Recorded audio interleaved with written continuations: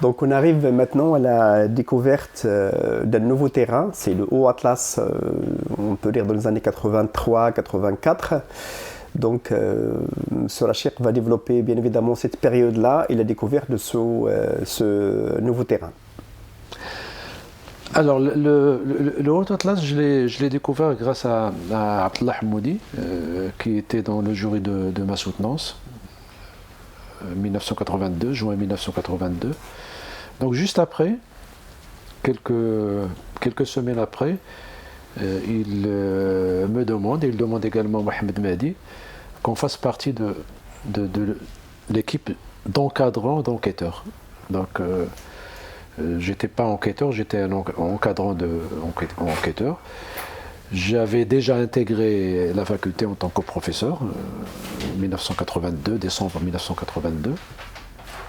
Et donc c'était une autre expérience avec Abdallah Hammoudi, et une découverte d'une autre partie encore berbère. Vous voyez que les choses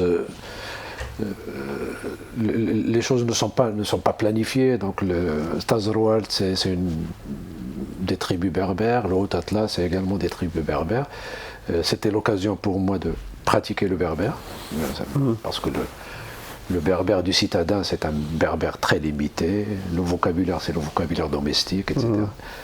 Et là, c'était une occasion pour que je découvre un peu le vocabulaire de l'agriculture, le vocabulaire pastoral, le vocabulaire sociologique, qu'est-ce que c'est que le foyer, takat, qu'est-ce que c'est qu'un lignage, tersamt, ers, etc. J'avais le temps de poser ce genre de questions, parce que comme j'étais encadrant, donc je ne remplissais pas de questionnaire, donc j'avais 6-7 enquêteurs, et donc je les encadrais. Je voyais avec eux quelques difficultés, s'ils rencontrent des difficultés, etc. Donc j'avais beaucoup de temps pour me familiariser avec les gens, avec le paysage et avec le vocabulaire. Ça, c'était 83, 1980, fin 83, fin 82, début 83. Deuxième séjour de terrain, toujours avec Abdallah Hammoudi, c'était au mois de mars, mais c'était plusieurs séjours qui ont commencé au mois de mars, et il voulait initier une enquête sur la parenté et le mariage.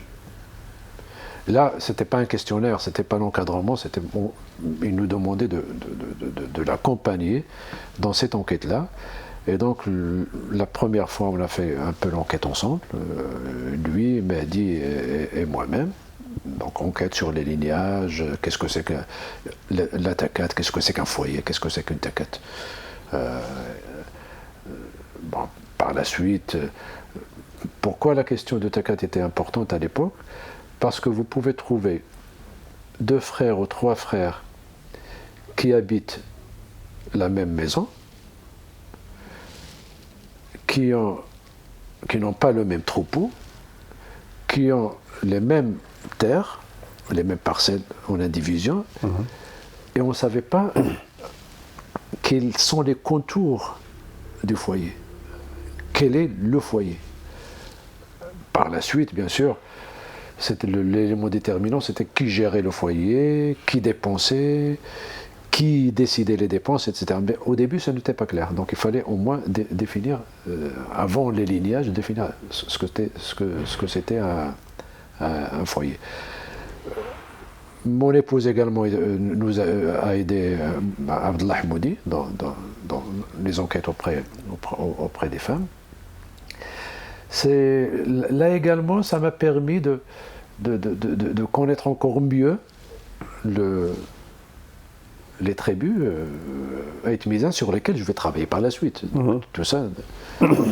J'ai visité le sanctuaire de Sidi Chamarou sur lequel je vais travailler par la suite, et ainsi de suite. Donc ce n'était pas planifié.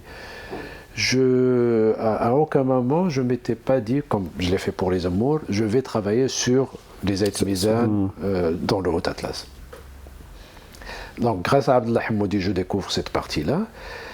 Et puis, à un moment, je disais à Abdallah Hammoudi, je vais continuer sur les Amours, à travailler sur les Amours. J'étais fasciné par le sacrifice. Parce qu'il y avait des sacrifices, le sacrifice de Te'argiba, qui est un sacrifice qui est scellé lorsqu'il y a une tribu qui est vaincue. il sacrifiait un animal au profit de l'autre tribu pour mettre fin aux hostilités. Bon, il y avait à l'époque René Girard, on parlait beaucoup de René Girard, de son livre sur la violence et sacrée, etc. Je me suis dit, peut-être comment je vais travailler sur le sacrifice en rapport avec la violence, en rapport avec la guerre, etc. Et Abdullah Hamoudi m'a convaincu, il m'a dit, pourquoi tu vas travailler sur le terrain? Travaille uniquement ici. Tu peux travailler sur le rituel ici. Bon, il y a la logistique de l'Institut agronomique, il ne faut pas l'oublier. Donc, quand je parle d'enquête, il y a l'Institut agronomique qui assurait la logistique, qui est subventionné, qui finançait nos séjours, etc., etc. Ce qui n'était pas rien à l'époque. Bref, j'ai décidé de ne pas retourner chez les Zemmour et de m'installer dans le Haut-Atlas et notamment chez les Aït-Bizan. Mais le problème à ce moment-là, c'est que j'ai fait un virage de 360 degrés. Le rituel, travailler sur le rituel, travailler sur le sacrifice n'était pas quelque chose de facile à l'époque. Donc, à la limite, les livres sur la sociologie, j'étais relativement familier avec Weber, Max Weber, avec Marcel Mauss, avec Émile Durkheim et d'autres. Mais sur le rituel, il fallait faire d'autres lectures. Donc c'est sur le plan thématique, c'était un grand changement. Je parle de conversion à l'anthropologie. Je me plaisais à me définir à l'époque comme étant juriste de formation et anthropologue de conversion. Voilà, anthropologue de conversion. Donc je me plaisais à le dire. Donc c'était une conversion thématique où il fallait lire sur le rituel, sur le sacrifice, et pas uniquement, il fallait lire sur l'histoire de l'anthropologie, il fallait rattraper un retard énorme. Donc toutes mes lectures, c'était un peu centré ou concentré sur ce type de problématique, mais également sur la discipline elle-même. Je ne pouvais pas uniquement lire sur le rituel du sacrifice en oubliant l'histoire de l'anthropologie et ainsi de suite, enfin, les problématiques de l'anthropologie. Donc ça, c'était un changement important dans mon parcours de chercheur, d'accord, donc cette conversion à l'anthropologie. Et la deuxième chose, c'est que j'ai pris mon temps. Tout à l'heure, j'ai dit, bon, par rapport aux Zemmour, je ne pensais pas qu'il faut une préparation au terrain.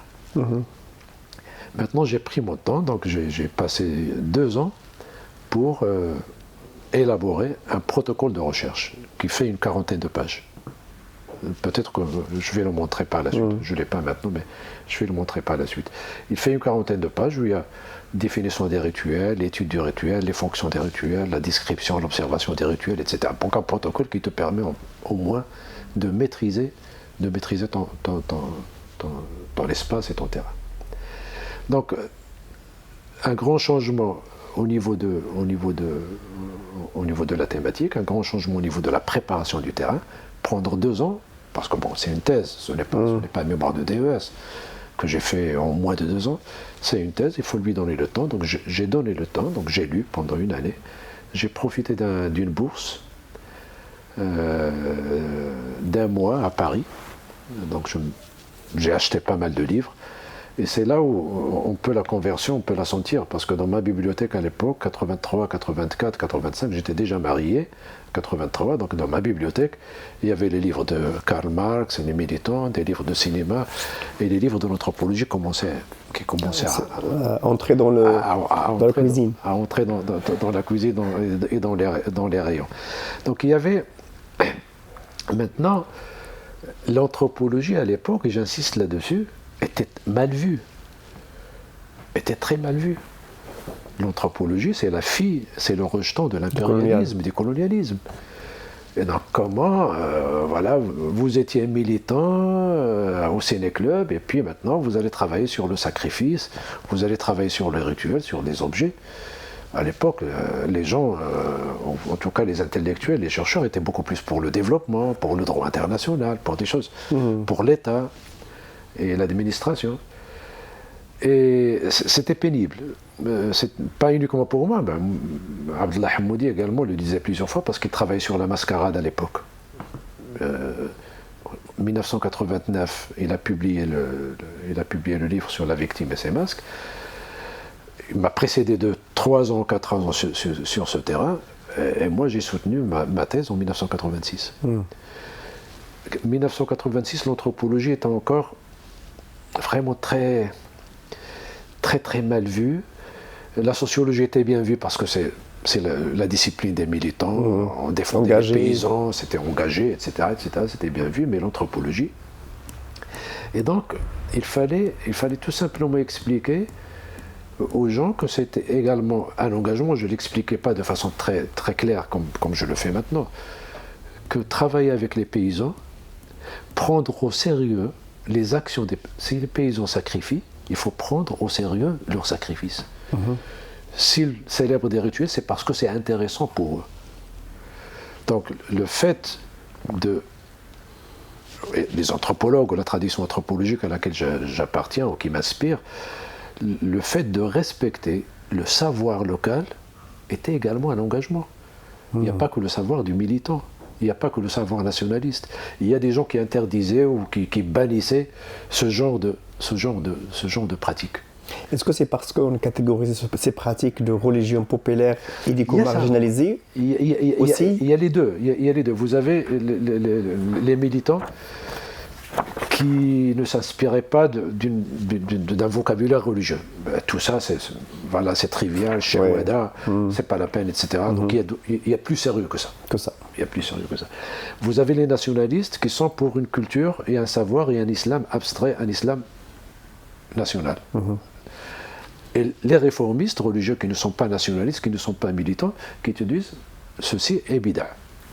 Et je vais le rencontrer par la suite sur mon terrain.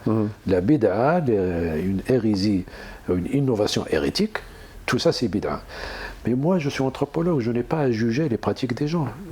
Un anthropologue essaie de comprendre les pratiques des gens. Si ces gens-là multiplient les rituels, et Dieu sait, je vais en parler par la suite, le calendrier rituel est plein chez ces gens. C'est qu'il y a une raison. C'est qu'il y a des raisons. Donc quelles sont ces raisons qui poussent les paysans à produire, à faire cette performance rituelle? Et moi j'ai essayé de comprendre ça dans mon premier livre et dans mon deuxième livre, Sacré et Sacrifice et le citoyen des autres. Alors je continue par rapport à l'accès. À l'accès au terrain. Donc l'accès au terrain était facile ici. Donc je n'avais plus besoin de ces autorisations, ministère de l'Intérieur. L'Institut agronomique, Hassan II, était déjà installé et je m'y introduis facilement. Maintenant, se poser la question pour moi, est-ce que je vais travailler sur les Aït Mizan? Les Aït Mizan, c'est 3 tribus, une vallée, Aït Mizan. Et tous ceux qui partent de Casablanca, de Marrakech vers Toubkal sont obligés de passer par Toubkal, qui est devenu malheureusement célèbre à cause de cette tuerie des 2 filles scandinaves à Sidi Chamarouch. Donc c'est devenu un peu, malheureusement célèbre pour ça. Est-ce que je vais travailler, parce que Abdallah Hamoudi travaillait déjà sur les Aït Mizan, ou aller dans d'autres tribus, toujours dans le Haut-Atlas. Cette question s'est posée parce que lorsqu'on était au Tazarwalt, j'ai observé qu'il y avait des frictions entre les chercheurs, pas Paul Pascal, les jeunes chercheurs, qui travaillaient sur le même Moussam. Quelques petites frictions, quelques petites tensions, des enchevêtrements, etc. Je me suis dit, peut-être que la meilleure façon, c'est de laisser Abdallah Hamoudi tranquille, qu'il travaille sur les Aït Mizan et sur des tribus voisines, et moi je me déplace. Alors c'est là où, avec le guide du projet, Omar, qui était un guide de projet payé par l'INAF, donc il va m'introduire dans une autre vallée, qui est à 4 heures de marche des Aït Mizan. Donc on était allé à pied pendant 4 heures et demie, et il m'a introduit dans cette vallée, la vallée de Sidi Fers, qui n'est pas loin de Toubkal, qui n'est pas loin de Loukaïmden. C'est vraiment très, très proche de Loukaïmden, qui est un site connu au Maroc. Donc on m'a introduit, j'étais allé avec mon protocole, observation des rituels, etc. la personne hôte qui m'a accueilli chez elle a essayé le lendemain de me présenter aux gens, tout simplement. Et là, j'ai découvert une résistance, mais une résistance inouïe par rapport aux pratiques rituelles. Tout le monde me disait, non, le ma'rouf, non, on ne faisait pas ça. Le sacrifice, non, on ne fait plus ça. Ça, c'est bid'a.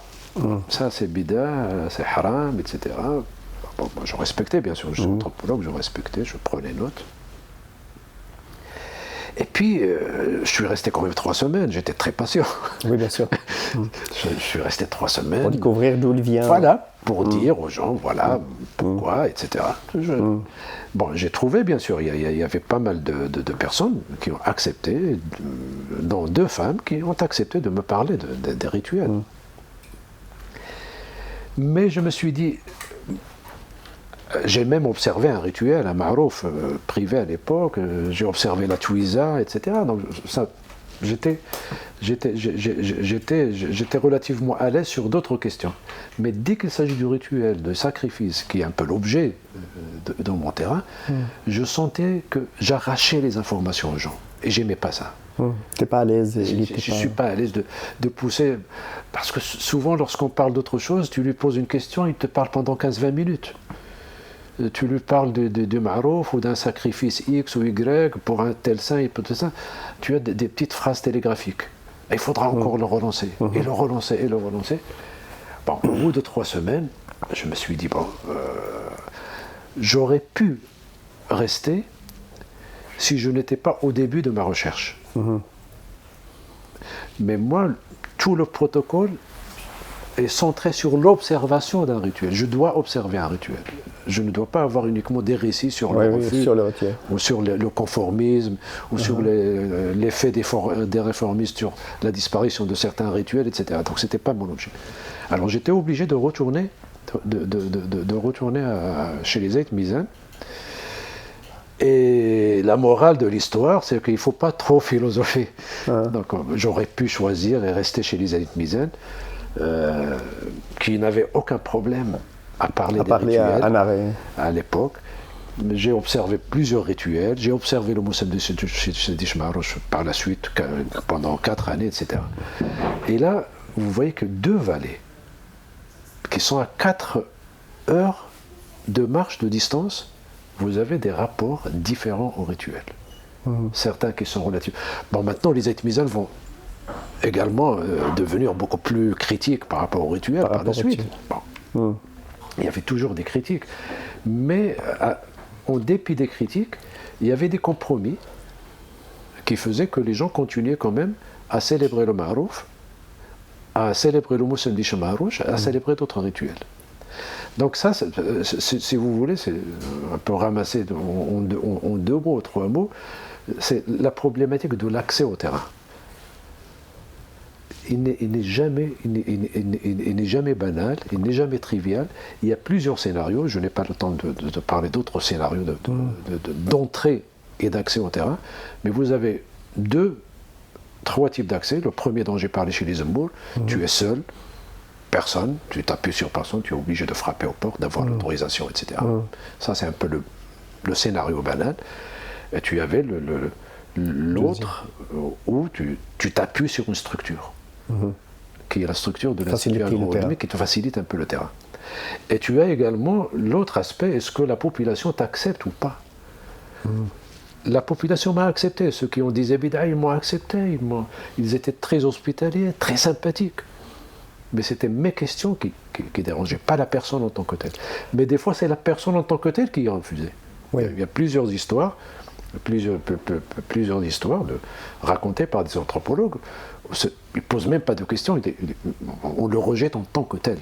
Parce qu'il est français, parce qu'il est ceci, parce qu'il est cela, etc. Ou parce qu'il est espagnol, ou parce qu'il est scandinave.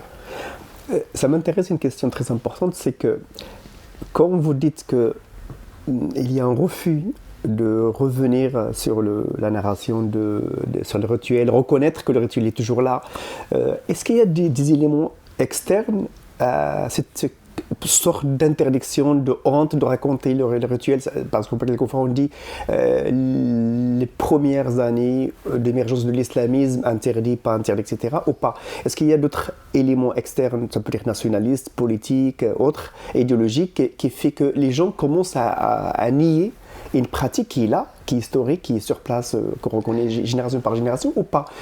D'où il vient ce changement de réticence? Je ne pense pas. Maintenant, ce que tu as dit, c'est vrai à partir des années 80-90. C'est après. C'est après. C'est vrai avec les écoles coraniques de Marrakech, dans le Coran, etc.